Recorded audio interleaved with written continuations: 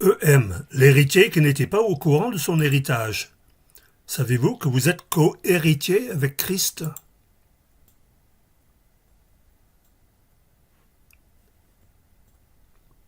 Combien d'entre vous ont déjà touché un héritage? On attend un héritage avec des gens qui vivent de plus en plus longtemps. Souvent, on ne le reçoit pas quand cela nous sera le plus utile. Bien sûr, on peut ne pas être au courant parce qu'on n'a pas été notifié qu'il existe, par exemple, un oncle en Amérique, ou quelqu'un nous cache cette information car il y a tentative de détournement.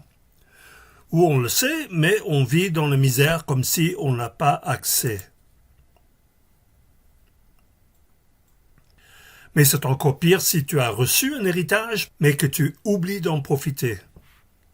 C'était le cas de frère aîné qui prétendait que son père ne lui avait jamais rien donné. Qui donne ne doit jamais s'en souvenir, mais qui reçoit ne doit jamais oublier. Proverbe hébreu. Pendant ce temps, le fils aîné travaillait au champ.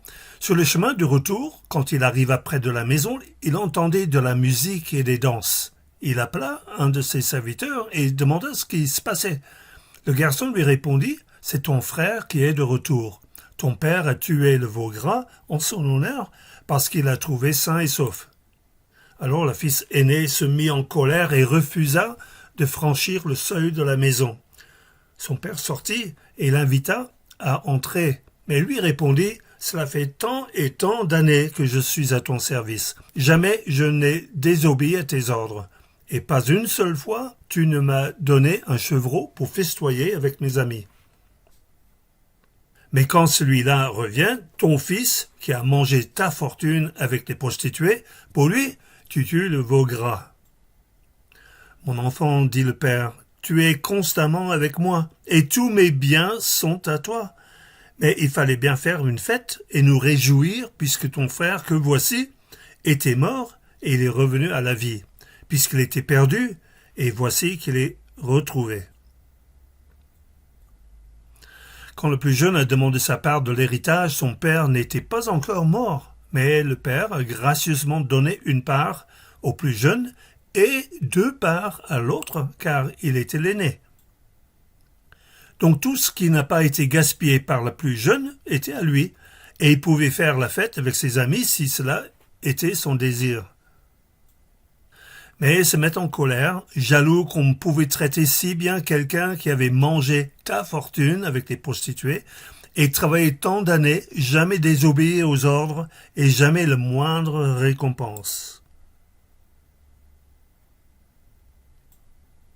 Mais quand on agit et parle comme un enfant, on n'est pas mieux qu'un esclave.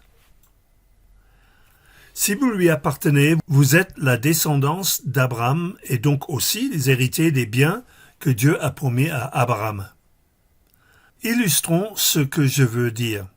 Aussi longtemps que l'héritier est un enfant, il ne se distingue en rien d'un esclave, bien qu'il soit le propriétaire de tout le patrimoine. Il reste soumis à l'autorité des tuteurs et des intendants jusqu'au terme fixé par son père. Nous aussi, lorsque nous étions des enfants, nous étions de même asservis aux principes élémentaires qui régissent la vie dans ce monde. Mais lorsque le moment fixé par Dieu est arrivé, il a envoyé son Fils né d'une femme et placé par sa naissance sous le régime de la loi. Pour libérer ceux qui étaient soumis à ce régime, il nous a ainsi permis d'être adoptés par Dieu comme ses fils. Puisque vous êtes bien ses fils, Dieu a envoyé dans nos cœurs l'esprit de son Fils qui crie « Abba », c'est-à-dire « Père ». Ainsi donc, tu n'es plus esclave, mais fils, et puisque tu es fils, tu es héritier des biens promis grâce à Dieu. Abba Père, je suis émerveillé, saisi par l'immensité de ton amour pour moi. Abba Père, si grande est ta tendresse, ton cœur est grand ouvert, et je viens plonger dans tes bras. Tu n'as rien fait pour être héritier.